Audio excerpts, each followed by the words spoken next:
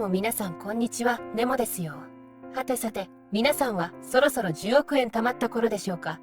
私はあとちょっとで10億円点貯まりそうです。さて、老後に備えて異世界で8万枚の金貨を貯めます。おお、最後まで見たぞ、の話。あらすじは、異世界で雑貨店を営んでたら、冒険者と出会ったりの戦争が始まっただのおて、現実世界で雇った傭兵を引き連れて敵を返り討ちにした。まあ、ほらお話めいたものがなくはない。でもね、ただただ暴漠たる砂地を眺める心持ち。やっぱ見れば見るほどわからない。お金を稼ぐ目的が不明瞭なので、下地の部分がしっかりと不可解なのに、シーンごとの細々とした不可解さに情報処理能力が削られていって、作品全体の適切な不可解さも把握することができない。いやね、ただ矛盾が多いってレベルではない。そういった小話の祖母みたいなものは、なんだああいう話ならそういうこともあるだろうけど、もはやツェテリさんがわしは結婚もしなかったし、家族も持たなかったが、こちらが息子のマリオですって言ってるレベル。その歩幅でつまずくことなんてできるのかと感心してしまう。もうね、ご都合主義って言葉がありますが、それにさえ到達してないと思うのですよ。気づきがありましたね。ああそうか、目的がないとご都合主義にもならないのか。ご都合主義以下の都合が良かったことになっていく展開。後半と言いながら6話の終わりがけの場面なんですが、なんか一騒動が起こってそれを解決する冒険者に出会う。三葉さんはそれに喜ぶ。来たこれ、RPG 的展開だ。これを待ち望んでたんだ。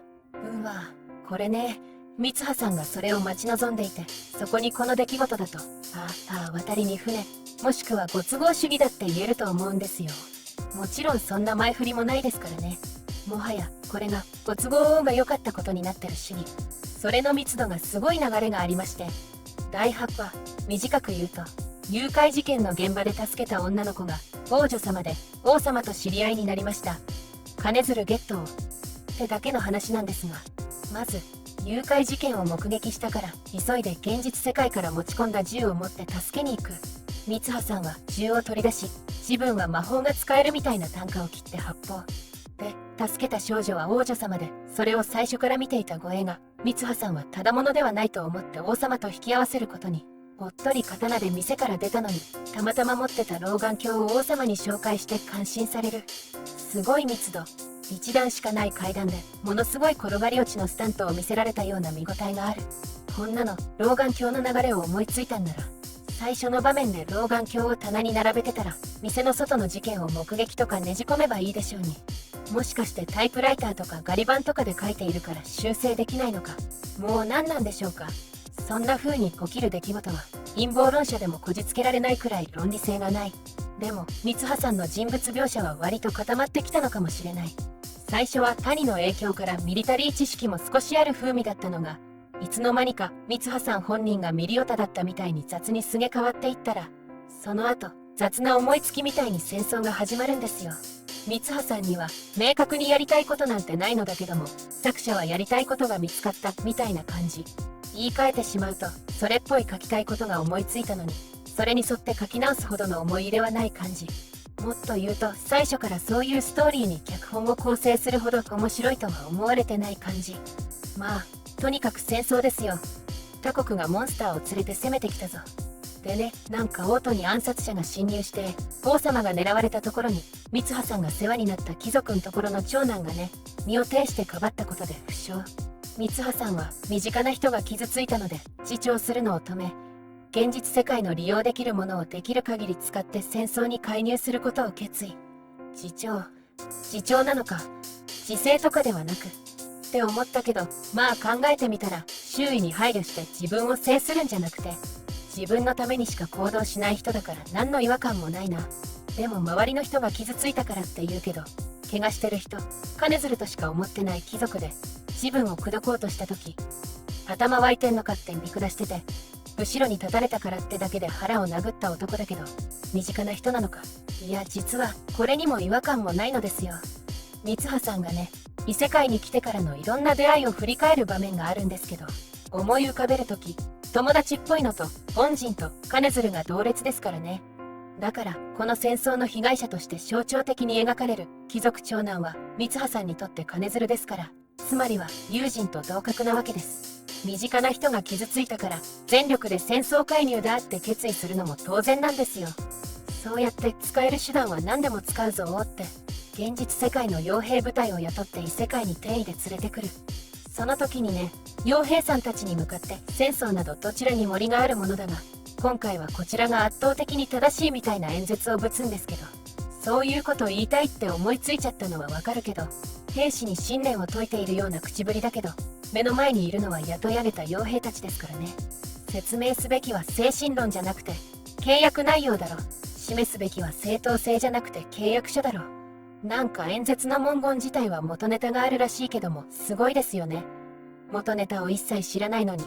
引用の仕方が間違っていることが明確にわかる。まあ他のパロディもセリフを拾い食いしているだけでパロディとも呼べないレベルなんですけど、御用の例文みたいなったが断るとかあったし、まあともかくももちろん戦争は勝利、王国を勝利に導いたってことで報奨金がもらえそうなわけで、そこで三葉さんは嘘をつくわけです。なんでってなんででしょうね。それがね、雇った傭兵たち、あの兵士たちは無許可で他国に協力したせいで国を追われる身となったので、できれば多くの報奨金をいただきたい。もちろん傭兵のギャラが補填できそうにないなんて前振りが一切なしですよ。正直に事情を話して条件を飲んでもらえるかもなんて発想も一切湧かず、初手で嘘。王様相手に友達っぽい振る舞いしてたこの父親相手に交渉でも相談でもなくまずは騙そう。なんか三葉さんはこの異世界という場所にちゃんと人間がいるとは思ってない節がある。ああ、でも出会った人は皆平等に友情を感じているってことか。最後は別れて以降ほとんど思い返しもしなかった第一村人と再会。なんかそこの娘が最初から村の外に出て見聞を広めたいという設定になっていて、もちろん思いついたらそういう事実に書き換わっているので領地をもらってそこを治めるのを手伝ってもらう。まだまだ稼ぐぞで終わっていきます。ここまで見て思うのは、なんで稼ぐの？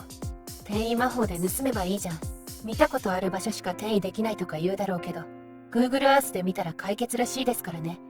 カメラ付きドローンでも持ち込めば何でもできる。盗みでも気は咎めぬと思うのですよ。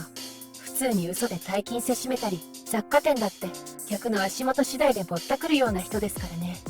別に主人公が悪い人でもいいですけど、この普通の倫理観でございって悪事を働く感じは、有名人がインタビューでうっかりみんなやるでしょうくらいのノリで不良自慢とかいじめをしたことを語っちゃうのを聞いた時の感触、一言で言うと普通に引く。こんな極物主人公はニッチなネット小説ならいいかもしれんけど、アニメには向かないと思うのですよ。例のごとく綺麗にまとめるほどのお話じゃないし、どうせ原作では続いているオチ、果たして2期はあるのでしょうか。でもね、エンドシーンでセリフではまだまだ終わらないって言いながら終わりって文字、なんかアニメスタッフのこんなもんやってられるかって意思表示なのかと思えてきます。いや、終わったでまとめなんてあるのか。まあ無駄に分析的なこと言うと、オープニングの歌詞でぐるぐる頭巡らせて考える、やりたいことあるよってのがあるんですけども、アニメをね、面用のアニメを見ただけの印象だとくるくる頭を巡らせても結局やりたいことなんて見つからない。だから自ら見出さずとも価値があるとされるお金でしか物を測れず、欲望を肥大させようにも方向性がないから、戦争とか人の生死を自由にできるって強い刺激でしか満足感を得られない、そんな病理が描かれていたようにも見えますね。深いアニメだった。続きはもっと行の深い展開が見れるかもしれませんね。ではまた2期が始まった頃にお会いしましょう。お付き合いありがとうございました。バイバイ。